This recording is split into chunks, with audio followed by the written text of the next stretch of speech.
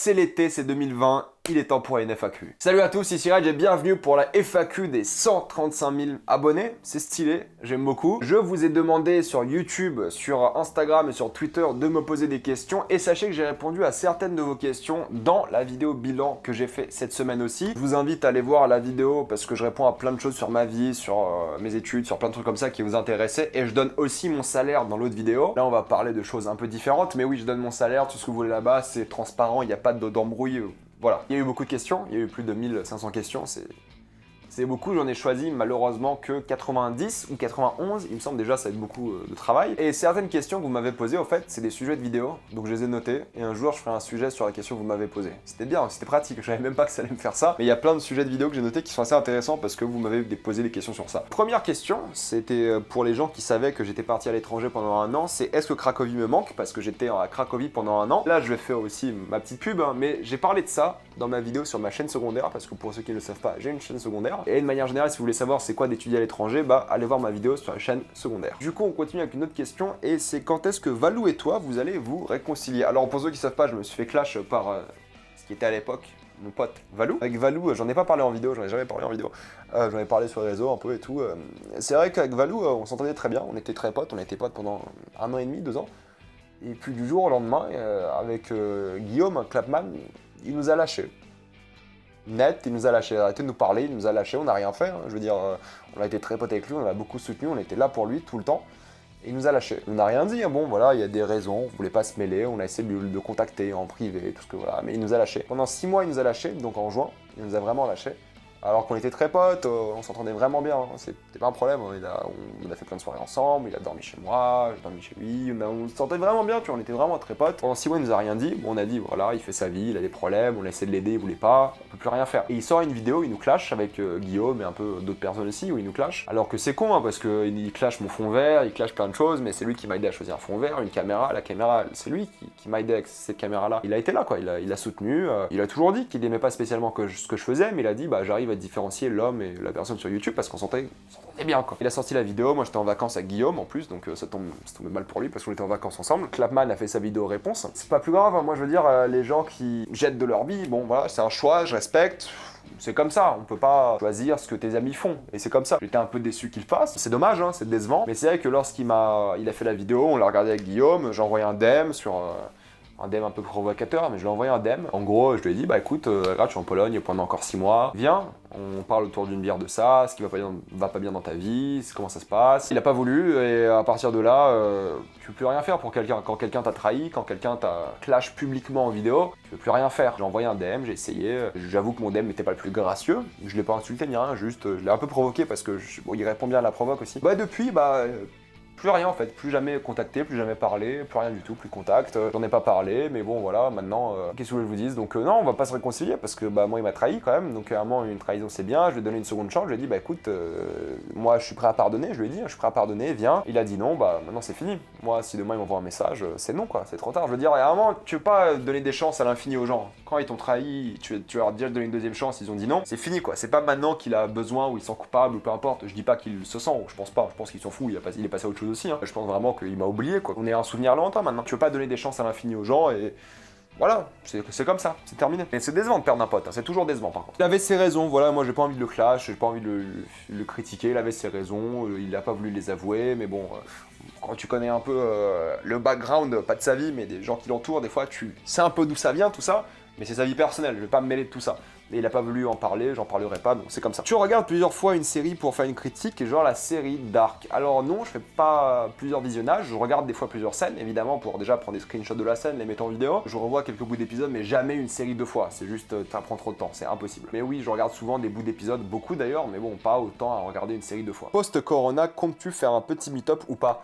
Grave envie de te rencontrer. Bah écoute, ça fait très plaisir, mais bon, post-corona, on verra bien c'est quand, ce fameux post-corona. Ouais, après, pourquoi pas, dans un bar, dans un truc, un ciné, pourquoi pas, on verra bien. Je note mentalement, il n'y a pas de souci, ouais. Après, ça dépend de la ville où je serai, tout ça, on verra, ouais. Quel est ton prénom et quel âge as-tu? Je m'appelle Riyad, R-I-A-D, et j'ai 23 ans. Je viens d'avoir 23 ans en mars 2020. Feras-tu des critiques sur des jeux vidéo ou autres? Sinon, continue, c'est super ce que tu fais. Merci. Et si je fais des critiques de jeux vidéo, ça sera sur la chaîne secondaire. Elle est faite pour ça. Mais vu que je joue plus trop à des jeux vidéo parce que j'ai pas le temps, On verra. Peux-tu faire plus de critiques de films que de séries STP? Ça commence à manquer. Alors c'est vrai que bon, vu qu'il n'y a pas de sortie ciné, c'est un peu dur, donc j'essaie un peu de varier toujours la chaîne. J'essaie de faire 50% série, 50% cinéma, vraiment j'essaye. Là il y a une vidéo qui est sortie la semaine dernière sur 7 films à voir au ciné, mais voilà, j'essaie de varier. Je suis conscient que des fois, il faut que je fasse les deux. Je suis vraiment conscient de ça. Et des fois, je m'emporte sur les séries, des fois, je m'emporte sur les films. J'essaie de pallier aux deux et trouver des sujets dans les deux cas à chaque fois pour parler un peu de tout. Oui, j'essaye. Mais je comprends que des fois, vous avez un sentiment que je parle moins de films ou moins de séries et l'inverse, donc c'est compréhensible. Vraiment, j'essaie de faire attention à ça, même si des fois, ça me dépasse aussi. Qu'est-ce que t'as apporté YouTube? Alors déjà, YouTube m'a apporté une stabilité financière qui est très très bien. C'est d'ailleurs une chose incroyable. Mais aussi, personnellement, ça m'a vraiment apporté une discipline. Je suis beaucoup plus discipliné qu'avant, avec le fait d'avoir un travail à mi-temps comme YouTube, 30 heures par semaine. Ça apporte une discipline. Personnellement, ça m'a permis de faire attention un peu plus aux gens, parce que du coup, je les vois moins, parce que je sors moins, parce que je travaille. Ça m'a permis de mieux m'organiser, ça m'a permis de faire attention à ce que je dis aussi, parce que du coup, si quelqu'un est vexé par quelque chose que je dis en vidéo, ils vont mettre en commentaire, ils vont se dire c'est pas bien, ou sur Twitter, ou les réseaux, peu importe. En vrai, les gens, ils disent pas forcément ça. S'ils sont vexés par un truc, ils te le disent pas. Et au fait, ça m'a permis de me rendre compte que des fois, je dis des trucs vexants, sans le savoir. Ça arrive, on est tous un peu cons hein, des fois, hein, mais des fois j'ai des trucs vexants et je me rends compte plus tard. Et YouTube, ça m'a permis un peu de me filtrer. C'est bien d'avoir un filtre. Hein. Moi, je suis quelqu'un d'honnête dans la vie, je dirais la vérité à tout le monde. Hein. J'ai pas envie de les blesser quand je le dis. Et des fois, il y a des vérités que t'as pas envie de dire maintenant ou plus tard. T'apprends à les dire différemment. Donc ça m'a aidé beaucoup dans les choses que je dis. Des fois, je disais des trucs racistes, je savais pas. J'ai toute ma vie dit black, par exemple. Apparemment, c'est pas bien de dire black. Moi, je savais pas. On m'a jamais fait la remarque. Tu vois. On me l'a fait sur YouTube. Une fois, j'ai dit black dans une vidéo, on m'a fait la remarque. Je fais c'est pas bien. Je fais ah bon? Et après, ils m'ont expliqué et tout. Je fais voilà, donc des trucs comme ça, hein. Des fois je dis des trucs homophobes, je savais pas. Tapette, je savais pas que c'était homophobe. Je suis débile aussi, hein, je dis pas, hein, mais il y a des trucs comme ça, je savais pas. Des fois quand tu dis des trucs comme ça et tu vois des commentaires, tout ça, en fait t'apprends. Et donc ouais, ça fait grandir, mais c'est comme tout, hein, c'est une expérience de vie, c'est un taf avec une communauté qui répond, qui interagit. Bon, c'est une communauté, c'est différent que quelqu'un qui interagit avec toi dans la vraie vie parce que là-bas, bon, les réseaux, c'est spécial. Donc, faut prendre ça avec du recul. Mais oui, ça m'a apporté à être une meilleure personne. C'est évident. Je pense que depuis que je fais YouTube, je suis déjà plus heureux dans ma vie. J'ai plus d'argent. Enfin, pas beaucoup, hein, mais j'ai plus d'argent quand même. J'ai rencontré des gens géniaux. C'est l'une des meilleures choses que j'ai faites dans ma vie. C'est clair et net. J'adore YouTube. Tout ce que ça m'a rapporté, tout ça. Après, un jour, faudra arrêter. Hein. J'en parle dans mon bilan d'ailleurs. Pas tout de suite, hein. Mais spoiler, pas tout de suite. C'est une grande aventure quand même. Et je suis très content. Donc, ça m'a apporté pas mal de choses. À quand une vidéo setup? Écoute, le jour où j'emménage pour de bon dans un appartement, là oui. Mais là, j'ai encore quelques années à vivre en coloc, à vivre dans des endroits où peut-être je vais être un peu mobile, donc je serai pas dans la même ville, des trucs comme ça. Mais le jour où je suis dans un endroit où je vais au moins rester 3-4 ans, il y aura un setup. Je te jure, promis. Est-ce que tu te plais à Lille, bisous du Nord? Oui, alors j'ai déjà fait 2 ans là-bas et je vais y retourner avec beaucoup de plaisir. C'est une ville que j'aime beaucoup. C'était la première fois que j'habitais tout seul, donc vraiment c'est une ville où je me suis senti comme chez moi directement. Je pourrais travailler là-bas, vivre là-bas pendant quelques années. Ouais, tu vois, c'est bien, j'aime beaucoup. Ouais. D'autres passe-temps, passions qui animent ta vie? Écoute, pas vraiment parce que j'ai pas le temps. Enfin, dans la vie de tous les jours, j'ai pas le temps, mais les voyages, c'est ma plus grande passion. J'adore voyager, c'est le truc qui me rend le plus heureux au monde, c'est voyager. Vraiment, à chaque fois que je voyage, même si c'est dur, même si je galère, c'est toujours bien pour moi, quoi. C'est toujours une expérience incroyable. Et donc, voyager, c'est ma première passion. Cinéma, série, évidemment. Le sport, là, je me suis vraiment mis à fond. Enfin, à fond. Avec le confinement, c'était compliqué, mais au bloc, à l'escalade, que j'aime beaucoup. J'adore ça, en fait. Je suis vraiment tombé amoureux de ce sport. Mais sinon, musique, je suis pas calé en musique. Tout le monde aime écouter de la musique, hein, mais voilà, j'y connais rien. Et là, je suis dans ma période au tatouage aussi. Donc là, j'ai vraiment pris le goût au tatouage. J'en ai quelques-uns là. Et là, pareil, je regarde plein de gens sur Instagram pour en faire d'autres et tout. Je suis vraiment à fond sur ça. C'est pas une phase, c'est vraiment un truc où je me sens vraiment. Ça m'apporte de la joie aussi, tu vois. C'est vraiment un truc que j'aime beaucoup. Ça me définit un peu, forcément. C'est des tatouages, tu les fais parce que ça te définit aussi un peu. Mais ça m'apporte beaucoup de joie et c'est un peu une passion aussi, je pense, ouais. Penses-tu que le monde du cinéma évolue de manière bonne ou mauvaise? Alors, le monde du cinéma, il se casse un peu la gueule, surtout avec le confinement. On voit bien à quel point le confinement a détruit des cinémas. Le monde des films, non, les films, il y en a toujours plus, hein, des petits films, des grands films, sur une plateforme de streaming, là, c'est toujours l'âge d'or du film, hein, ou des séries, ce que vous voulez. C'est incroyable, c'est à portée de main, c'est vraiment une période phénoménale pour être fan de films. Être fan de blockbuster, peut-être c'est un peu moins intéressant. Être fan de cinéma d'auteur dans les petits films, dans les petits cinémas, il y en a toujours. Du cinéma d'auteur, il y en a toujours. Est-ce que les gros films font pression sur les petits films? Est-ce que les Disney fait un peu chier les petits producteurs, les petits cinémas? Oui. Alors ça, j'aime pas, évidemment. Est-ce que c'est une bonne ou mauvaise évolution? Si on pouvait vraiment voir des films de streaming en France, genre des films Netflix au cinéma, ce serait génial. Moi, je veux que ça. Bon, il y a la fameuse loi de la chronologie des médias qui est complètement injuste par rapport à ça. Si on arrive à foutre des films de streaming au cinéma, ça changerait beaucoup de choses. Donc ouais, il y a une évolution qui fait un peu peur, mais en même temps, je fais confiance. Je fais confiance aussi. Je me dis que c'est une phase de transition avec le streaming qui est venu tout changer. C'est vraiment une phase et j'ai hâte de voir la suite, mais je suis pas pessimiste, je suis pas non plus ultra optimiste. Je suis un peu plus optimiste quand même, mais voilà, je me dis pas que ça va être génial. Je me dis, ça va être bien, il y a de fortes chances. Aimerais-tu adopter un animal de compagnie? Moi, je veux un chien. Mais un chien, faut une maison. Donc quand j'aurai une maison, j'aurai un chien, c'est sûr. Je sais pas lequel, mais j'aurai un chien. Le confinement t'a-t-il été bénéfique? Incroyable. Confinement, j'ai perdu 10 kilos, je me suis remis au sport, j'ai trouvé le master de mes rêves. Incroyable, je me suis vraiment bien organisé, je me suis remis à jouer à des jeux vidéo, plein de films, plein de séries. Confinement, il m'en faut un tous les ans. Évidemment, c'est une blague, hein, parce que ça détruit beaucoup de commerce et de l'économie, hein, c'est vraiment une blague. Mais pour moi, personnellement, c'était incroyable. C'était dur, hein, enfin dur. C'était dur les 2 premières semaines, après c'est vrai que j'ai kiffé en vrai. Combien de vues totalise ta chaîne? Je crois que tu peux regarder. Tu vas sur ma chaîne, tu vas dans à propos, je crois qu'il y en a 20 millions, un truc comme ça, ou 17 ou 18 millions, je sais pas. En moyenne, je fais entre 500 000 et 1 million de vues par mois, donc ouais, une vingtaine de millions je pense. Si tu étais un personnage à inventer dans l'univers de The Witcher, tu serais qui? Les OCF de ciné, qui est aussi une chaîne YouTube. Je crois que je serais un espion. Parce qu'on parle beaucoup des mages, des sorceleurs, tout ça, mais les espions, bon on en parle beaucoup dans Witcher, dans les livres, vous verrez des espions, il y en a beaucoup. Je serais un espion. Parce que les espions dans The Witcher, ils sont vraiment importants, ils me font rêver un peu. Ou alors un mage un peu... En vrai, non, là, je suis en train de citer un personnage de tête, je suis en train de citer Riance. Enfin bref, si vous connaissez, sinon tant pis. Je suis content que The Witcher soit aussi grand aujourd'hui, quoi. Je suis ravi de sourire de con que j'ai, quoi. Ouais, je serais un espion, ouais. Je sais pas pour qui je travaillerais, pour Nilfgaard, enfin j'en sais rien. Tu préfères le poulet, la dinde ou le bœuf?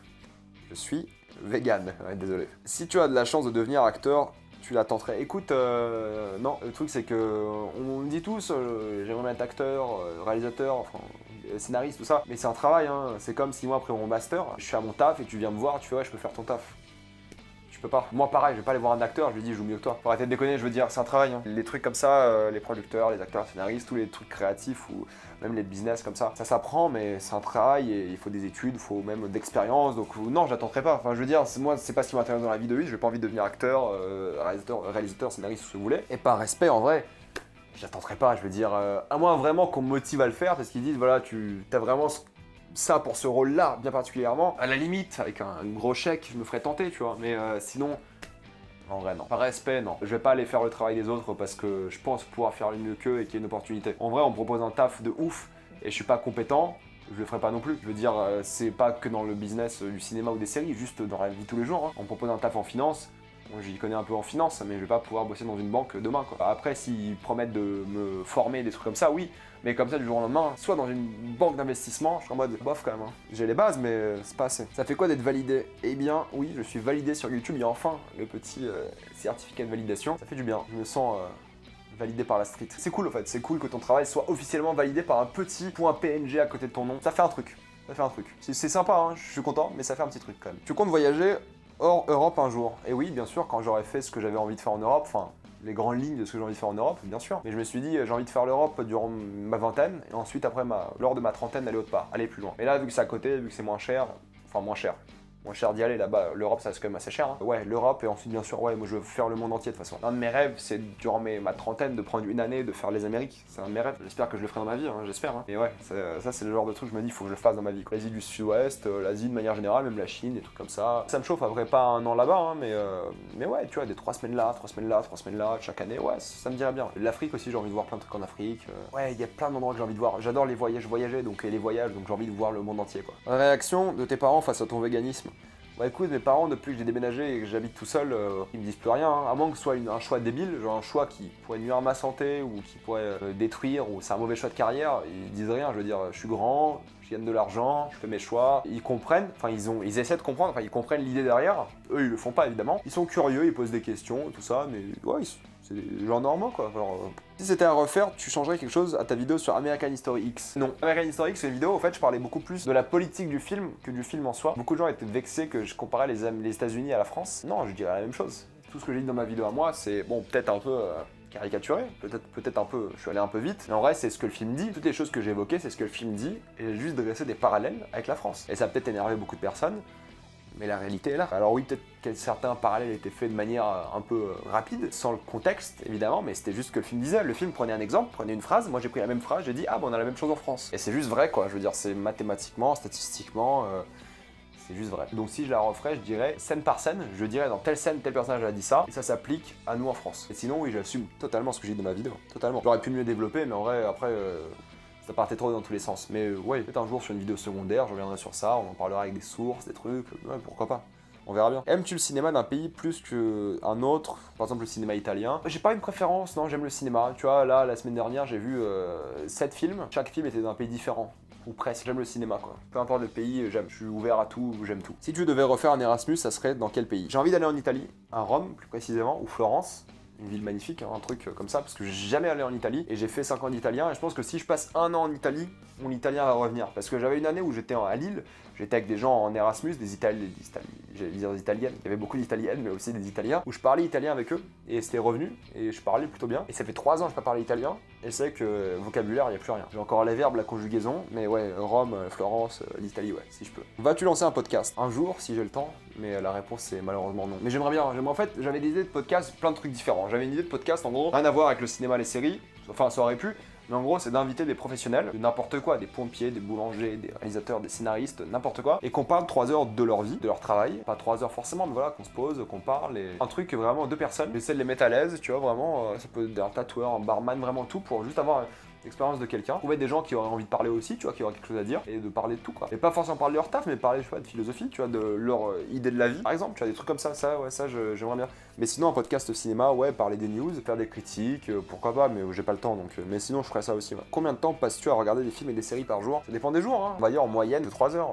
2-3 heures par jour, un peu moins, quand même. J'en sais rien, ça dépend des jours. Tu vois, des fois, je vais mater une série en une journée, ça va être 9 heures de série en une journée. Des fois, je vais mater des sitcoms, des trucs, enfin, ça dépend un peu de que j'ai envie de regarder, ça dépend. De quoi es-tu le plus fier dans ton parcours YouTube? Du rythme, des vidéos, du travail, ce que je dégage un peu aussi. Je suis content qu'on se prenne pas la tête ici, qu'on soit juste chill, on regarde une critique, on parle de trucs. Je suis content de ma communauté, je suis content de mon parcours, ouais, je suis content. Ouais, je suis globalement content, ouais, mais fier, c'est d'avoir gardé le rythme, la manière dont ça a changé ma vie. Ouais. À quand une nouvelle vidéo concernant un pays européen sur Rage Off? Rage Off étant la chaîne secondaire, quand j'ai le temps. Quand j'aurai le temps, je le ferai, je te jure, je le ferai. C'est quoi les conséquences de ta notoriété naissante pour l'instant?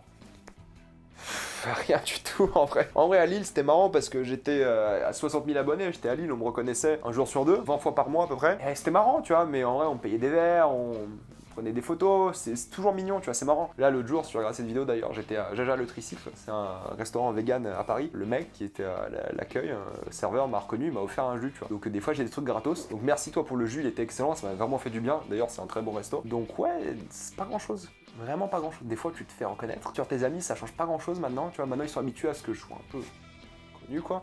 Ils sont habitués à ce que je me fasse reconnaître un peu dans la rue, des trucs comme ça. Ça change plus rien maintenant. Au début, quand ça montait, les gens ils commençaient à se rendre compte que ils se font un peu reconnaître, ils commencent à être sérieux sur ça et tout. Mais maintenant ils sont habitués et ça change plus rien.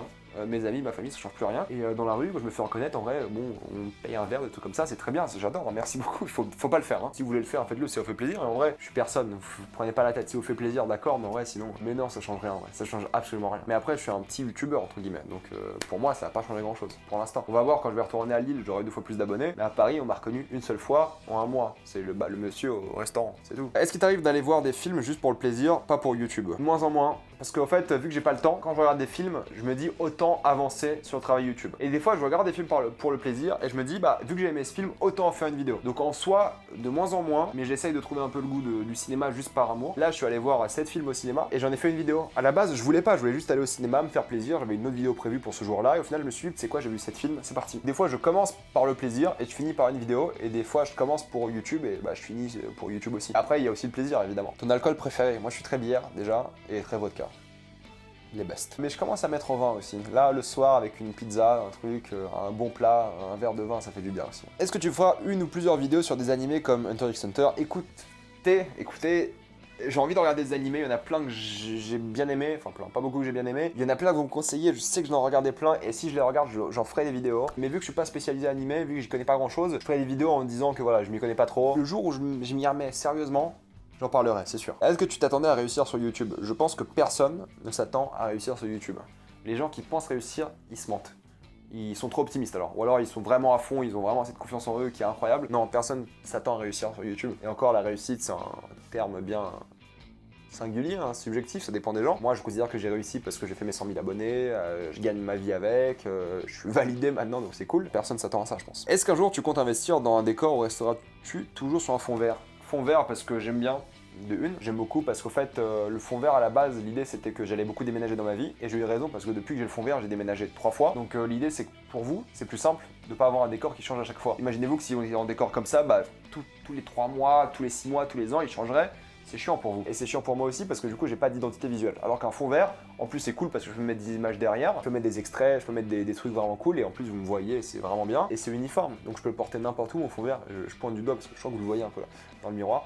Et c'est tout, en fait, c'est juste ça. Donc non, je compte pas investir dans un décor pour l'instant, à moins peut-être un jour que je sois vraiment en mode avec un vrai décor pendant des années, mais même là je pense que j'aimerais bien mon fond vert et j'aurais mon coin fond vert. Ouais. Ton rapport avec les autres critiques ciné YouTube, ex Durandal, Tommy, tout ça.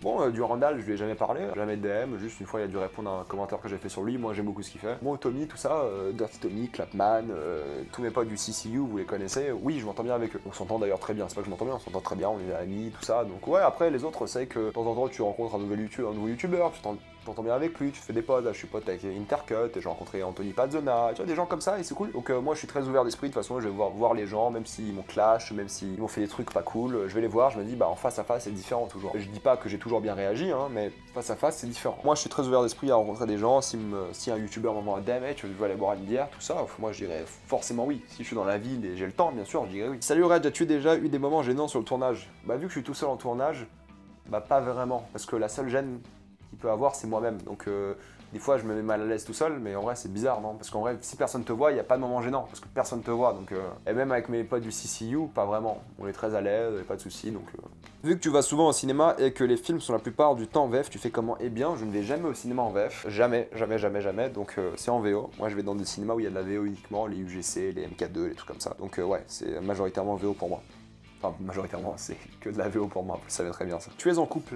Non, j'ai pas eu le temps en fait ces 2 dernières années. Avec YouTube, au fait, vu que je me suis vraiment mis à bosser YouTube de manière sérieuse, j'ai pas eu le temps de me mettre en couple. En vrai, j'avais pas non plus très envie, j'avais envie de... Ouais, mais par contre là, c'est que j'ai 23 ans, j'ai le master que je veux, je commence à voir un peu le travail que je vais avoir plus tard. Tu vois qu'à la rentrée, je vais devoir me poser, ouais. Devoir me poser, me trouver une copine, tu vois, être plus calme dans ma vie, tu vas vraiment avoir un truc stable, ça va aider en plus, un truc stable, ça aide pour ta carrière, pour ta vie, c'est cool, ouais. On va arrêter les bêtises, quoi, on va se poser, tranquillement, on va y aller, quoi. Repose-moi la question dans un an, on verra bien. Ton avis sur Sekiro? Eh bien, Sekiro, j'y ai joué pendant le confinement, je l'ai acheté, parce que je suis un grand fan des Dark Souls, tout ça. Je l'ai acheté, je suis arrivé au boss final, j'ai passé un jour entier sur le boss final, j'ai pas réussi. J'ai désinstallé et je voulais en parler sur la chaîne secondaire, mais en fait j'ai pas fini le jeu, donc je me sentais mal d'en parler sans finir le jeu. Mais incroyable. Moi j'ai ressenti ce que j'ai ressenti la première fois que je jouais à Dark Souls 1, cette peur constante d'avancer dans le niveau. Je me faisais défoncer par tout le monde. C'était ultra dur, c'est pour moi le plus dur de tous les Dark Souls. Je me suis fait mais éclater quoi. J'ai pas fini le jeu, c'est trop dur comme jeu, je kiffe. Vraiment un jeu incroyable. En plus je joue à 30 FPS sur mon PC portable, c'était horrible, mais un jeu phénoménal. Vraiment, si vous pouvez le faire, il faut le faire. Un jour je ferai Bloodborne. Question qui peut paraître un peu bête, aimes-tu ton job de youtubeur? Ouais. Vraiment, ouais, je kiffe. C'est trop bien. J'en ai parlé dans ma dernière vidéo bilan, hein, mais ouais, je kiffe, c'est clair. Qu'est-ce que tu as le plus aimé en Pologne? La ville, Cracovie, c'est une ville magnifique, l'architecture, les gens, les prix, les paysages. J'ai kiffé, globalement tout. Vraiment, l'état d'esprit. Il n'y a pas de grève là-bas. Enfin, je dis pas que c'est pas bien de faire grève, hein. Je dis juste qu'il n'y a pas de grève là-bas. C'est juste, les gens ils bossent, ils ont peut-être pas les mêmes droits et tout, mais pendant un an, ça fait du bien d'avoir des gens qui se plaignent pas, tu vois, juste qui sont là, ils font leur bail quoi. Alors je dis pas que faut pas se plaindre et tout, au contraire, hein, mais je dis que pendant un an ça fait du bien de pas entendre de la négativité. Je parlais pas la langue, donc j'entendais encore moins de négativité. Peut-être les gens se plaignaient beaucoup, et moi les polonais que j'entendais, avec lesquels j'ai parlé, j'ai quand même parlé à beaucoup de polonais, ils se plaignaient beaucoup moins qu'un français, ils étaient plus ambitieux aussi. Ce qui est intéressant, ils avaient plus de rêves que la majorité des Français que j'ai rencontrés. C'est pas une critique encore une fois, c'est juste différent. Mais ouais, les gens manquent, mais le pays manque aussi, l'architecture, enfin manque, entre guillemets, hein, mais c'est ce que j'ai le plus aimé quoi. Donc l'ambition, l'architecture, les musées, la culture aussi, très cool. Un pays formidable, moi j'ai beaucoup aimé. Pourquoi as-tu lancé ta chaîne YouTube au départ? Je voulais parler de films, et j'ai continué. Tout simplement, je me suis jamais arrêté, c'est tout. Et à un moment ça a pris, voilà. Content. Salut, vas-tu faire une convention quand les choses sont revenues à la normale, si t'es à Bordeaux? Écoute, moi si je suis invité à des conventions et j'ai le temps, j'irai. Ouais, j'irai. Ouais, c'est sûr. Si j'ai le temps, si j'ai les moyens en ce moment, enfin, c'est sûr, j'irai. Ça dérange quand la majorité des gens n'est pas d'accord avec toi? Non, bah les gens sont d'accord, pas d'accord, c'est pas grave, c'est l'idée, c'est le débat, on se fait plaisir, du moment qu'on n'insulte pas, on débat dans la paix, l'amour, aucun problème. Que penses-tu du Seigneur des Anneaux? Un jour, il y aura la critique du Seigneur des Anneaux. Ça viendra. Pas tout de suite, mais ça viendra, un jour. Penses-tu qu'un jour, la télé va disparaître à cause des autres plateformes? Non, Non, je pense pas. Après, peut-être les gens auront marre de regarder des trucs en live, mais en vrai, il y a tellement de gens encore qui regardent juste la télé en live. Tu sais, il la balance, il regarde un truc au lieu de. Il se pose comme ça, il regarde la télé. Et puis c'est tout. Mais ouais, je pense qu'à long terme, ça va un peu disparaître parce qu'on est habitué à avoir tout à la demande et c'est beaucoup mieux pour tout le monde. Mais la télé en soi va pas disparaître, je pense pas, non. Enfin. Ton meilleur conseil pour se lancer dans un projet comme YouTube? Sois régulier, fais de bonnes vidéos, souvent, améliore-toi et lâche rien. Et après, avec un peu de chance, ça va le faire. Et étudie la question aussi, hein, renseigne-toi. J'ai fait une vidéo qui s'appelle Comment avoir 100 000 abonnés sur ma chaîne secondaire. Va voir ça si ça t'intéresse, ça peut t'aider. Ma question est, quel est le personnage d'un film, série dans lequel tu te reconnais le plus? Bon, c'est très dur comme question, je savais même pas à quoi répondre parce qu'il y a eu beaucoup de likes, je me suis dit, il faut que j'y réponde. Je pense souvent à Chuck par exemple, mais là, je pense aussi à Jim, beaucoup, de The Office, donc... Voilà. Penses-tu un jour que le cinéma chinois rivalisera en termes de blockbuster avec le cinéma américain? Écoute, si le cinéma chinois arrive autant en France que le cinéma américain, ouais, ils font des gros films là-bas, qui ont l'air pas mal du tout en plus. Ils ont des gros films épiques incroyables, hein. Les Chinois ils ont des films incroyables aussi, hein. C'est clair et net. Mais là, blockbuster, ouais, s'ils sont diffusés comme chez nous, s'ils sont diffusés comme les Américains, ouais, complètement. Ouais. Tes 5 films préférés, pas forcément dans l'ordre.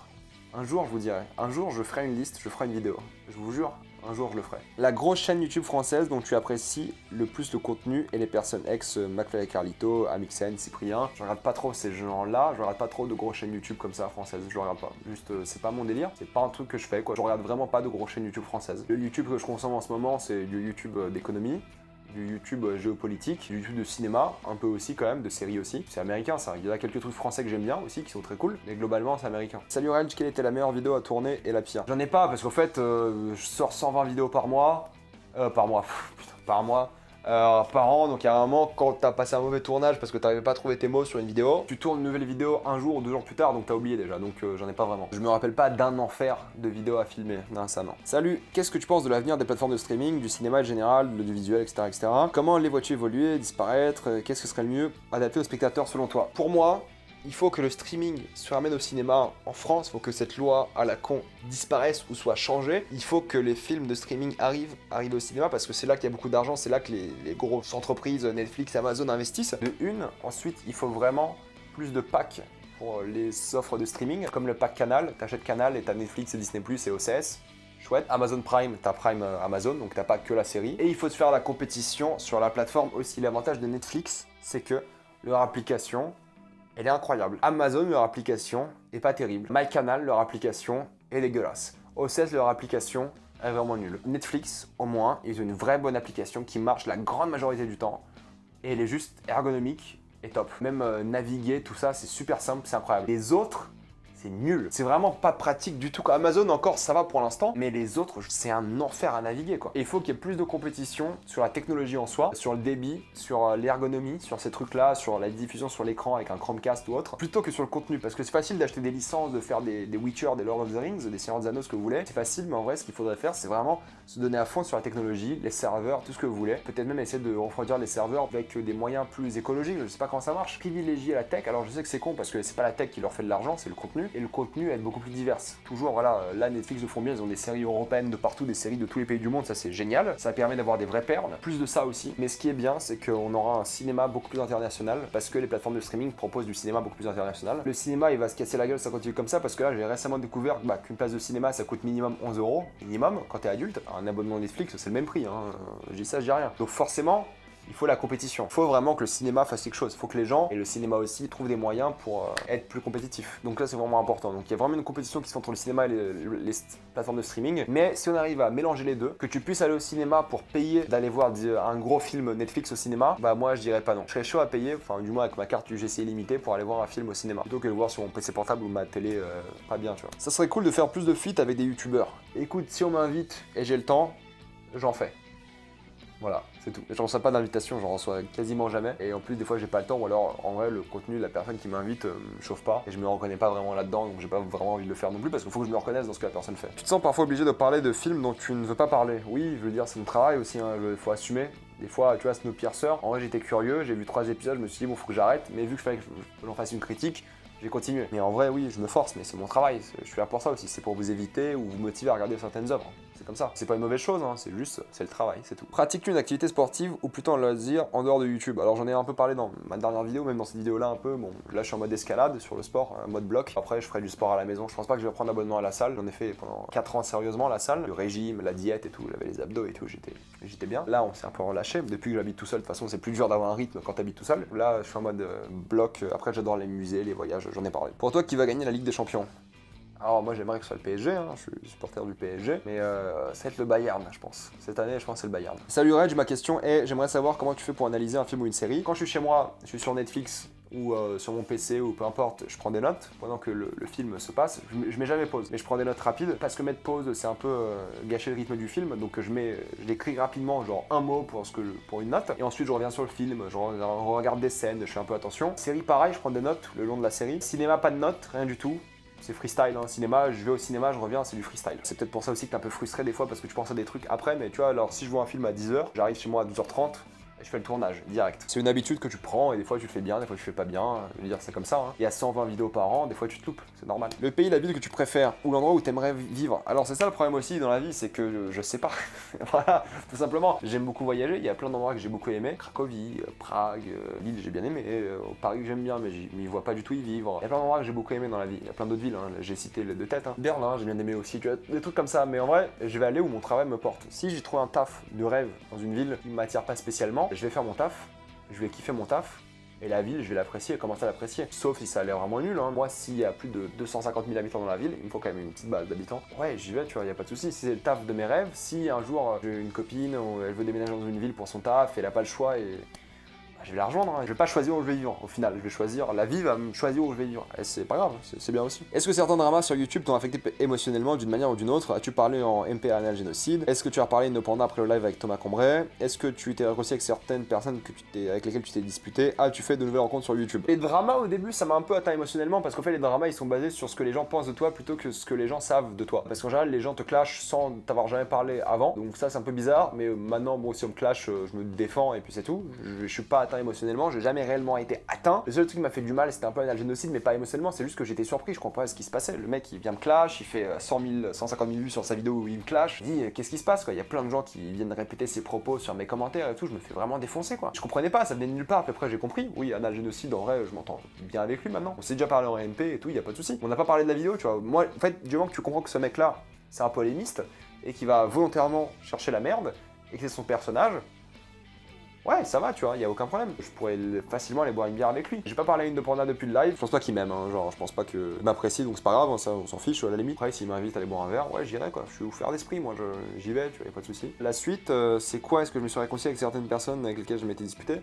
Ah bah je m'étais disputé avec Anthony Pazona, on s'est vu, ça s'est bien passé, hein, c'était très cool. Nouvelle rencontre, bah tous les gens que j'ai rencontrés maintenant sur YouTube, je les connais bien et tout, on est potes, donc ouais j'ai fait de nouvelles rencontres aussi, ouais c'est sûr. Les dramas, quand il y a genre 50 000 personnes qui assistent à un drama ou plus, c'est bizarre, hein, c'est vraiment bizarre, hein, c'est spécial, donc tu peux le prendre très facilement émotionnellement, c'est un truc très spécial, hein. Faut être prêt quand même, hein.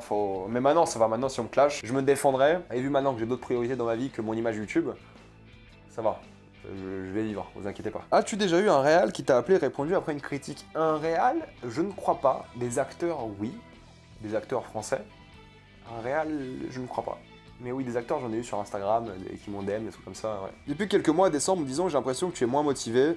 Et etc. Voilà, en gros, je suis hyper négatif et tout. Je suis pas moins motivé. J'ai eu la période où c'est pas que je me recherchais, mais j'étais plus en mode définissais un peu ce que je voulais faire de YouTube maintenant, parce que moi je voulais vraiment dépasser les 100 000 abonnés. Ensuite, je voulais voir ce que j'allais faire, donc j'ai décidé de continuer avec le rythme habituel, mais j'ai pas été moins motivé. Mais c'est vrai que des fois, je suis un peu dégoûté parce que je me dis, je pourrais vraiment vivre une vie différente, parce que maintenant j'ai pas mal d'argent de côté, j'ai bien bossé sur YouTube pendant des années, et je pourrais avoir plein de temps libre, faire des choses que j'ai plus le temps de faire maintenant, mais je me rappelle qu'en vrai, YouTube c'est plus important, ça me rapporte déjà plus de bonheur aussi à faire, ça rythme bien ma vie. Motivation pour les films et tout, non. En matière d'appréciation des films, en tout cas, je suis toujours aussi motivé, et des séries pareil. Des fois j'ai plus de mal à faire certaines vidéos, surtout le montage, j'adore filmer des vidéos, là je passe un super moment. Le montage, des fois j'ai du mal, Mais de manière générale, la démotivation, ça dépend des moments, ça dépend plus de ce qui se passe dans ma vie à ce moment même. Si je suis grave occupé dans ma vie, je serais moins motivé à faire des vidéos, c'est sûr, mais je les fais quand même parce que je vous dois ça aussi, et surtout que ça me rythme aussi. Donc, mais ouais, des fois, je fais un peu la tête, mais je m'en rends pas compte, tu vois. Mais ouais, quand je fais mes tournages, en tout cas, je suis l'humour la plus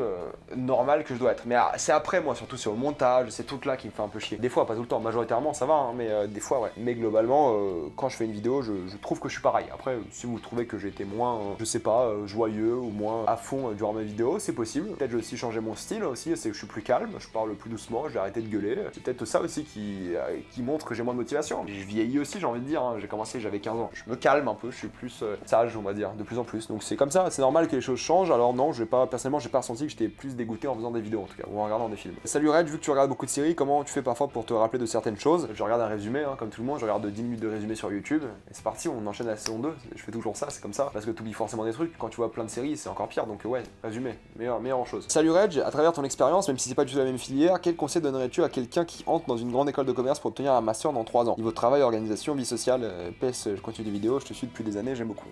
Merci. Le travail, hein, je veux dire, trouve-toi un truc qui rythme ta vie.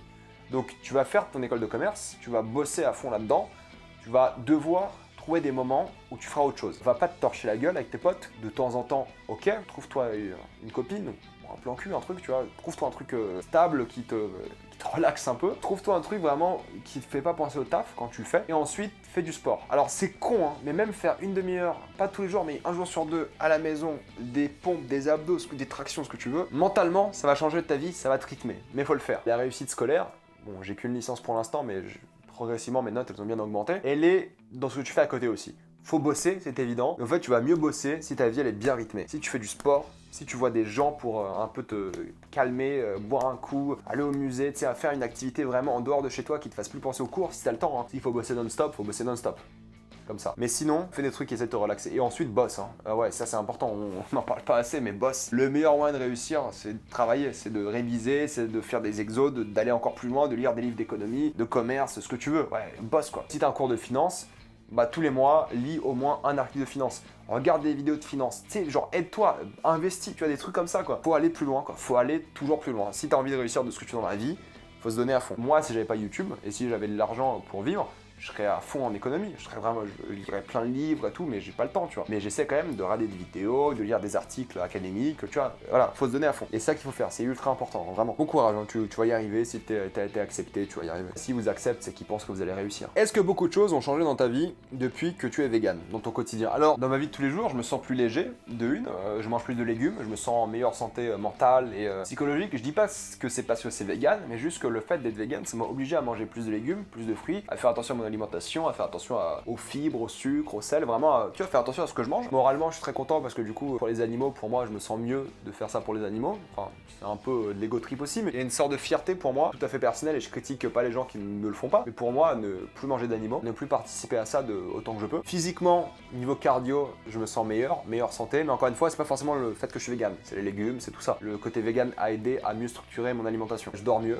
Ah, vraiment, ma vie est mieux en fait. Ma vie est littéralement mieux quoi. Je ne dis pas que c'est la source, le fait que je suis vegan, mais depuis que je suis vegan, j'ai remarqué que ma vie est juste mieux quoi, de tous les points de vue. Psychologiquement, physiquement, tout. Quel est ton film préféré de Tarkovsky? Est-ce qu'un jour tu feras la critique d'un de ses films?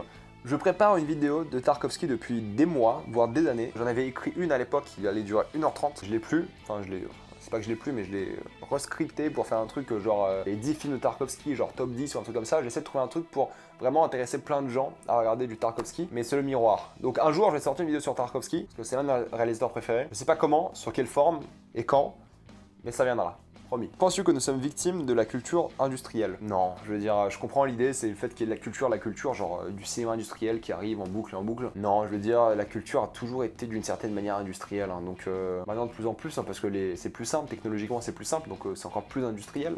Mais non, vraiment, non, c'est pas... La culture c'est la culture, il n'y a pas de sous-culture, je trouve. C'est une culture différente, la culture de chacun. Après, je vais forcément, moi, personnellement, te dire que lire du Tolstoï, d'après moi, sera plus intéressant qu'écouter Zola, tu vois. Écoutez, hein, je parle du rappeur. Moi, il y a des sons... Bon, non, en vrai, Zola, j'aime pas. Mais tu vois, moi, ça m'a pas empêché de lire du Dostoïevski et que du rap, des trucs comme ça, tu vois. Donc, il n'y a pas de sous-culture. C'est vraiment une question de c'est quel moment dans ta vie, qu'est-ce que tu fais à ce moment même. Et c'est pas une question de sagesse non plus. C'est pas une question, je suis plus vieux, maintenant j'ai arrêté d'écouter du rap ou des trucs comme ça. Je prends l'exemple du rap parce que c'est le cliché de la sous-culture dans les médias et tout. Moi, j'adore le rap. Moi, je vais toujours te conseiller de lire du Dostoïevski. C'est personnel, mais je dis pas que ta culture culture est inférieure ou l'inverse, tu vois, c'est pas ça du tout. Pareil, je veux dire, c'est peut-être plus intéressant de regarder un Tarkovsky qu'un Marvel. J'aime Marvel et tout ça, donc y a pas de souci. Faut pas juger quoi, donc sous-culture, tout ça. Est-ce qu'il t'est déjà arrivé de vouloir tout arrêter et de lâcher YouTube par lassitude ou juste parce que t'as envie de faire autre chose? Réalistiquement, je peux pas parce que je suis prisonnier du système financier de YouTube, donc j'ai besoin de YouTube pour vivre. Et j'en ai parlé dans ma vidéo bilan et je vous laisserai sur ça, hein. Enfin laisserai sur ça. Je vous laisserai aller voir ma vidéo. J'en parle là-bas un peu plus. Ouais. T'as ken grâce à YouTube.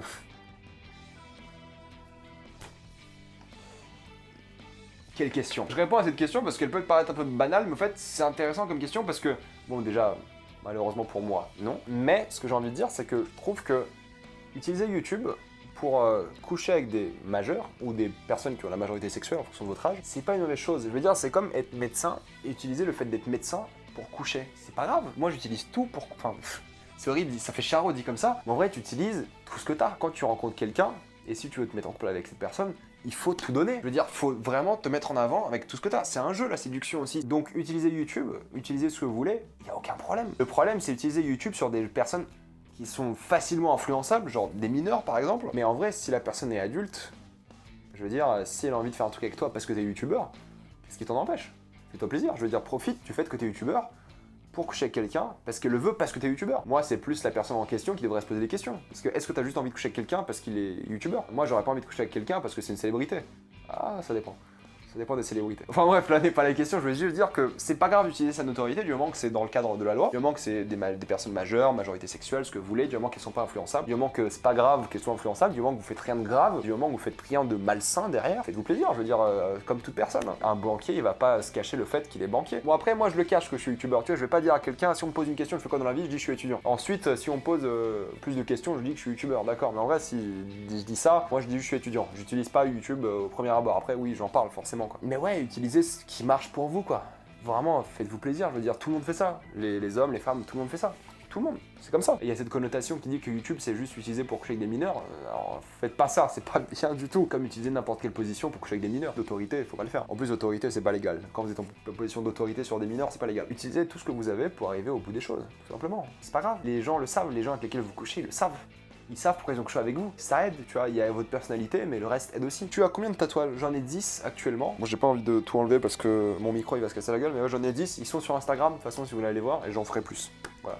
On verra quand, mais j'en ferai. Regarder des séries, ce n'est pas un peu passé à côté de sa vie? Eh bien, totalement. Je veux dire, c'est bien de faire des choses qui vous font plaisir. C'est bien de se décontracter, de vous faire plaisir, mais regardez pas 1000 séries. Votre vie, c'est mon avis personnel. Si ça vous fait kiffer de regarder 1000 séries, regardez 1000 séries.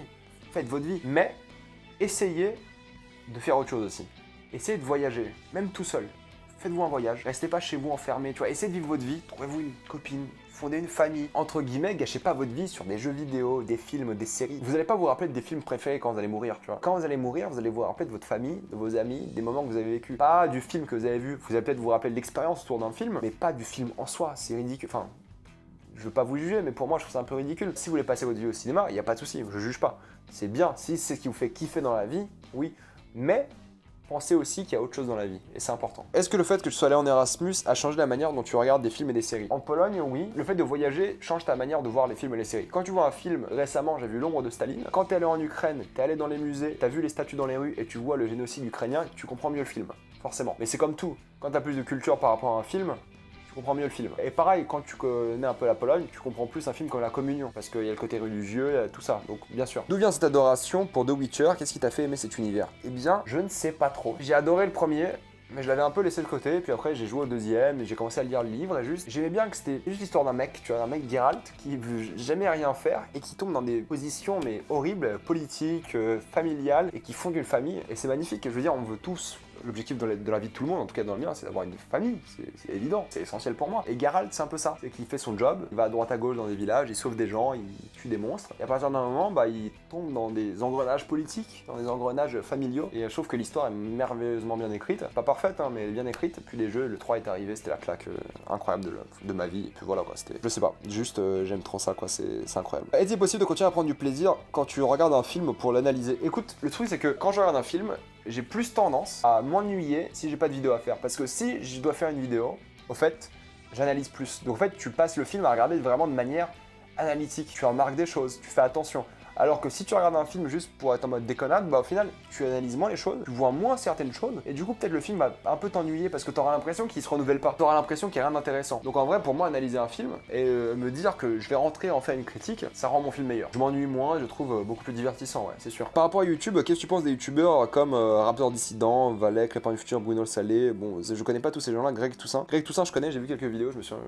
Enfin bon, bref. Alors, c'est souvent des youtubeurs qui. Il y en a qui sont très qualifiés pour parler de ce qu'ils parlent. Alors, je parle pas d'eux spécialement, mais je parle un peu des gens un peu dissidents, des gens un peu qui ont une voix qui porte à l'opposé du politiquement correct et tout. C'est des gens qui ont une voix qui porte parce que c'est souvent, les gens qui la regardent, c'est souvent des gens qui ont peur de dire les choses à haute voix. Et il faut des gens comme eux, des vecteurs comme eux, pour dire les choses comme ça, parce qu'ils s'en foutent. Certains sont qualifiés, ils ont des études, ils parlent de choses qu'ils connaissent, de politique, d'économie, y a pas de souci. J'aime pas le côté humoristique que beaucoup de ces gens ont. Moi, je préfère un mec, tu vois, qui vient, qui arrive, qui me dit voilà, ça c'est des conneries, parce que voilà, il parler de politique, de société, de trucs comme ça. Encore une fois, je parle pas de ces gens-là, mais de ce que vous voulez parler. Quand vous êtes qualifié, quand vous avez quelque chose à dire qui est pas juste ah il est hypocrite, ah c'est n'importe quoi, ah quand il y a de la science derrière, quand il y a de l'économie, quand il y a de la politique, quand il y a de la société, vraiment des faits derrière, oui. Mais sinon les gens qui parlent sur des affaires, des trucs comme ça m'intéresse pas en fait. Ça m'intéresse juste pas. Moi je veux un truc pertinent derrière. Je veux un truc qui dure pas 7 minutes où il y a un clash, tu vois. Je veux un truc vraiment qui dure 30 minutes. On m'explique bien pourquoi ce que cette personne a fait politique. C'était bien, pas bien. Il n'y a pas que du mauvais à chaque fois. Il n'y a jamais que du mauvais dans une personne politique en France. Ça n'existe pas. Je préfère voir les deux côtés, quoi. C'est ça qui m'intéresse. Donc ces gens-là, je sais pas ce qu'ils font exactement parce que j'ai vu des vidéos passer, mais bon, je m'y connais pas assez pour les juger. Penses-tu faire des analyses de films avec du montage, mise en scène, scénario? Bah écoute, j'en avais fait à l'époque, ça marchait pas, ça prenait trop de temps, j'ai arrêté, maintenant je fais des critiques de films. Voilà, si j'ai le temps et ça faisait des vues et de l'argent, j'en ferais plus, mais j'ai pas le temps, ça fait pas de vues, ça fait pas d'argent, donc malheureusement non. Tout le côté business de YouTube aussi. Hein. Et le logiciel de montage, c'est Vegas Pro 17. Toi qui fais des études dans l'économie, que penses-tu de notre système économique actuel? Égalité, impact environnementaux, sociaux, etc. etc. Est-ce qu'il faut changer ou rester comme ça? Alors moi, je suis, on va dire, du centre, donc économiquement de droite, socialement du centre, enfin de gauche quoi, on va dire. Je suis du centre quoi, en gros, voilà. Donc moi je pense que l'économie, faut que ça reste libéral. Faut pas qu'il y ait non plus plus d'État non plus. Faut pas qu'il y ait que le marché qui dirige. Je pense que les gens qui ont trop de richesse, faut faire quelque chose. Quand je parle trop de richesse, c'est les multimilliardaires, les trucs... Jeff Bezos qui gagne 13 milliards en un jour, c'est juste pas possible. C'est impossible, faut vraiment taxer les riches plus qu'avant, alors que je me considère comme quelqu'un de libéral économiquement. Aussi d'un autre côté, j'aimerais que les gens ils soient plus indépendants financièrement. J'aimerais que les gens ils investissent plus de manière générale dans l'immobilier, dans la bourse, dans tout. J'aimerais que la retraite elle soit différente. Je serais pas non plus contre plus de liberté pour la retraite non plus. Que les gens puissent décider de leur retraite un peu, tu vois, qu'il y ait moins de cotisations, que tu dises bah voilà, moi je mets de l'argent de côté et je fais ma retraite. Des trucs comme ça, qui aient plus une liberté des gens sur leurs finances à eux, et en même temps qu'ils aient vraiment, grâce à l'État, l'opportunité de réussir et que tout le monde ait la même opportunité. L'égalité des chances, voilà, c'est important. Surtout, je pense qu'on ne devrait pas réfléchir en termes de richesse. On devrait réfléchir en termes d'impact écologique, de une, même si ça fait du mal à dire pour un libéral, parce qu'en vrai, t'as envie que le monde soit ouvert, international et tout. Ça pollue énormément. Il faut vraiment investir dans l'écologie plus qu'autre chose. Et en fait, il faudrait calculer la réussite d'un pays non pas par l'argent qu'il a produit cette année-là, par les richesses qu'il a produit, mais par le bonheur des citoyens, parce que le pays fait pour les citoyens, la manière dont il les aide à réussir dans le monde, la manière dont leur vie est mieux grâce à l'État. Donc vraiment, il faut un peu changer la manière dont on voit le monde, genre la richesse, la richesse, la richesse. Il faut garder un système économique où les gens peuvent devenir riches, je trouve que c'est important, et ensuite qu'ils soient taxés, mais que les gens puissent devenir riches, qu'on ait plus de liberté à entreprendre, à investir, et en même temps que par la suite on soit quand même taxé, pourquoi pas, mais au moins t'es riche, tu t'en fous, tu vois, même si t'es taxé beaucoup, tu restes plus riche que la majorité des gens, et il faut que les gens ils aient plus de chance quoi qu'il arrive, plus d'éducation, tout sur l'éducation parce que c'est ce qui change le monde, hein, mais juste voir le monde différemment, quoi. Essayer d'apporter quelque chose aux gens plus qu'apporter quelque chose au marché, apporter quelque chose à la bourse. Mais de l'autre côté, tu vois, ce que j'aime aussi, c'est que si toi t'investis en bourse, bah ça te rapporte quelque chose de personnel aussi. Donc il faudrait aussi qu'on apprenne aux gens à investir, à vraiment utiliser leur argent. Parce qu'en vrai, en France, on sait pas utiliser notre argent, quoi. Enfin, bon, moi ça va là, ça va, moi tu vois, j'investis en bourse, j'ai une assurance vie, avec des actions, des trucs comme ça. Mon argent, il est un peu partout, quoi. J'ai pas d'argent qui reste dans un compte, tu vois, ça sert à rien. Je veux dire, tu perds de l'argent si ton argent, tu l'utilises pas. Donc faut que les gens, ils achètent de l'immobilier, voilà. Faut qu'il y ait une vraie liberté économique pour les gens, et en même temps qu'ils soient un peu encadrés par l'État. Il y a beaucoup de choses à dire, voilà. Par sujet, comme ça, je pourrais plus développer, mais en gros, c'est ça. Je veux plus de liberté pour les gens, plus d'intervention de l'État dans les finances, peut-être pour les riches, la classe moyenne et les pauvres, que ce soit en donnant ou en prenant, et que l'État essaie d'améliorer le niveau de vie des gens, plus que d'améliorer, je sais pas, faire plaisir à des actionnaires étrangers, quoi. Voilà. Salut Reg, question un peu bête, mais est-ce que tu t'es abonné à toutes les plateformes de streaming? Ou toutes, ça dépend. Les grosses, oui, donc j'ai Canal, OCS, Netflix, Disney avec le pack Canal+, et Amazon Prime, c'est tout. J'ai Audible aussi que j'utilise de temps en temps, Spotify, ouais, c'est tout quoi. Et non, je garde mon abonnement. Bon, après c'est mon travail, moi je me fais littéralement de l'argent dessus, mais ouais, je le garde. Il t'est déjà arrivé d'être une soirée film avec des potes et ne pas savoir si vous allez voir le film en VO ou en VF? Écoute, moi mes potes ils savent que je suis un nazi de la VO. Donc on regarde en VO. Si je regarde en VF, c'est vraiment pour faire plaisir à un ou deux potes qui n'aiment pas du tout la VO. Mais en vrai, je crois que maintenant, depuis des années, j'ai pas regardé un film en VO avec des potes quoi. En VF avec des potes. Moi c'est VO, puis c'est tout. Moi je regarde pas le film en VF, je veux dire, ça me sert à rien. Ça me sert juste à rien quoi. Vraiment pour faire plaisir à des potes, mais sinon... hors de question. Que penses-tu de la propagande LGBT sur Netflix ou les autres diffuseurs mainstream? Écoute, j'en ai fait une vidéo, je pense qu'elle va répondre à tes questions, ça s'appelle l'homosexualité dans les séries, c'est sur ma chaîne, va voir ça. As-tu déjà assisté à une projection dans un festival cérémonie en lien avec le 7e art? J'ai fait le festival de Strasbourg, le film, c'est quoi, le festival du film fantastique de l'horreur et de l'épouvante, je crois, de Strasbourg. Très cool expérience, j'ai beaucoup aimé. J'ai été invité à Cannes l'année dernière. J'ai pas pu aller parce que c'était pendant ma semaine d'examen et l'éducation c'est plus important que Cannes. Mais ouais, si je suis invité, j'irai, ouais, bien sûr. Si j'ai le temps, si je suis invité, tout ça. Comptes-tu durer avec le temps, avec le format que tu fais sur YouTube ou peut-être te diversifier un peu? Je vais continuer ce que je fais en me diversifiant toujours dans les sujets plus que dans le format en soi. Mais le format, je vais continuer. Ouais. Que penses-tu du genre érotique de plus en plus mainstream, 50 Shades, After, 365 Dni, tous les films érotiques en gros quoi? J'en pense que ils font passer des messages bizarres.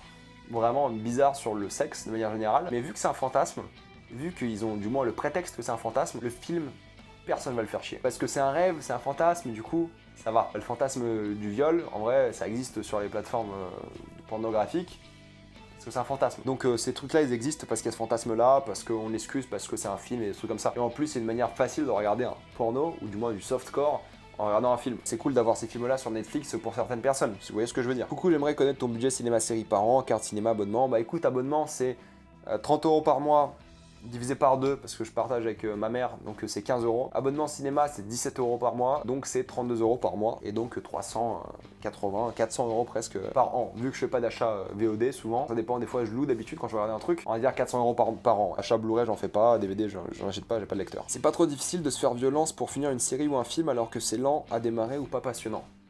Si, c'est très dur, mais il faut le faire.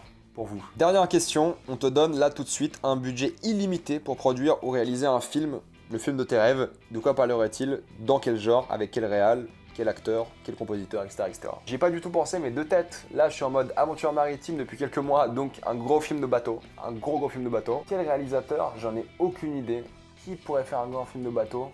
Peter Weir, il a déjà fait Master and Commander, j'en sais rien. Gord Verbinski, il a plutôt bien géré Pirates des Caraïbes. Quels acteurs? Je prendrais que des gens inconnus. Vraiment que des gens qui ont jamais joué. Des vieux, des jeunes, de tout hein. Parce que si j'ai un film d'aventure maritime, j'ai envie que ce soit des gens qui ont jamais joué. J'ai envie vraiment que ce soit l'aventure et pour les spectateurs, et pour les acteurs, et pour les cinéastes. Compositeur, aventure maritime, aventure de manière générale. Bon, t'entends aventure, tu penses à John Williams, évidemment. Tu penses un peu à Hans Zimmer aussi. J'en sais rien. Bon, quelqu'un comme ça. Et sinon, dans le pire des cas, si on a budget illimité, remake La Planète au Trésor.